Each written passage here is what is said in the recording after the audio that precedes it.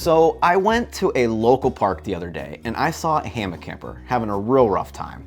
So I went over and I struck up a conversation, I'm talking to him and I'm realizing, I made these exact same mistakes years ago when I started bringing a hammock. And that's what I want to talk about today. The 5 mistakes I feel like every new hammock camper seems to make.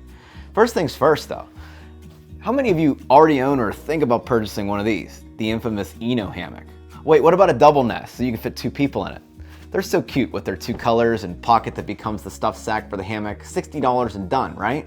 But then you also need the tree straps, the bug net, the tarp if it rains, and over $200 later, you're finally get out camping and you're sleeping like a banana, and you can just forget trying to fit 2 people in this thing. So what gives?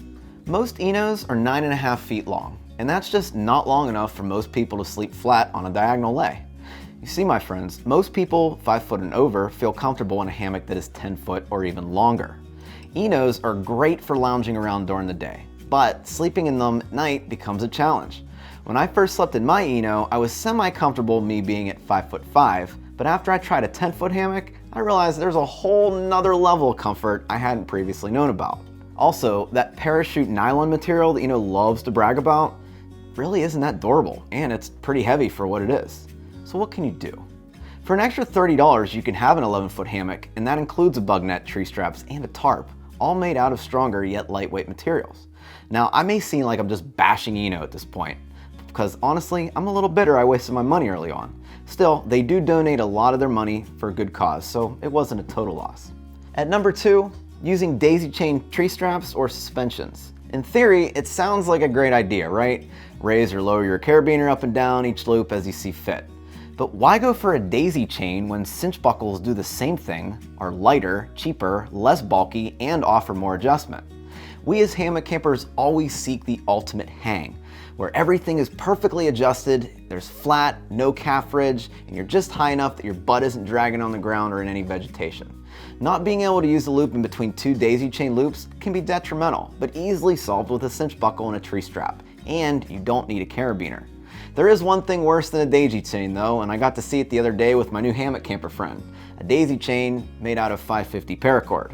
He wanted to go cheap, and I totally respect that, but not at the cost of digging in the tree. You really do need a 1-inch wide tree strap or more to avoid abrasion. If you don't do that, some of the bark breaks off the tree and the bugs can get under the bark and actually ultimately ruin the tree in some cases. In fact, some state parks have gone to the lengths as banning hammocks because of this. So let's just do our part and not ruin it for everybody. Number 3, not keeping your foot end 6 inches higher than your head end. Have you tried this yet? When I took this suggestion from a cottage vendor, it was absolute game changer. Every time I slept in my hammock, I felt like I was only utilizing about 3/4 of the hammock. The feeling of slipping down and not being able to lay flat was a serious issue. Think about it, your legs probably weigh less than your torso, right? You can use your center of gravity to make your lay more comfortable. By raising your foot end higher than your head end, you'll keep yourself centered, and as a bonus, you can get your feet a little elevated after a long day of hiking. On to number 4, not knowing about drip lines. Not many of us think about this until our backs get wet at 3 in the morning in a heavy rain. Because your straps are attached to a tree, rainwater can run down the straps and jump to your hammock fabric. Carabiners, cinch buckles, or other natural water breaks help with this issue, but if it rains hard, you're gonna need a little extra help. And that's where the drip lines come into play. If you just tie a scrap piece of cordage around your strap or loop right before your hammock fabric, the water runs down these lines instead of onto the fabric. It may seem like some voodoo black magic, but trust me, that's just how gravity works. My final mistake involves me thinking I just didn't need some extra insulation underneath of me. I had a sleeping bag and I figured I'd be fine down to the rating of the bag, right? Absolutely not. Anything colder than around 63 Fahrenheit or 17 Celsius, you're gonna need something under you to insulate you from the convection of the air. Similar to how you use a pad to insulate your body from the conduction of the ground in a tent. Use that sleeping pad in your hammock or opt for insulation that hangs underneath of your hammock so it doesn't compress.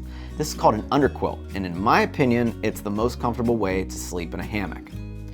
Now that you know my mistakes, leave a comment below and let me know if you agree with my list or what mistakes you made when you first got into hammock camping. I'm sure you all have some great stories and I can't wait to read them. If you found any use in this video, give it a thumbs up. Consider subscribing. If you hated this video, go ahead and click that dislike button twice. I'm Frozen, and I'll see you on the trail. Thanks, everybody.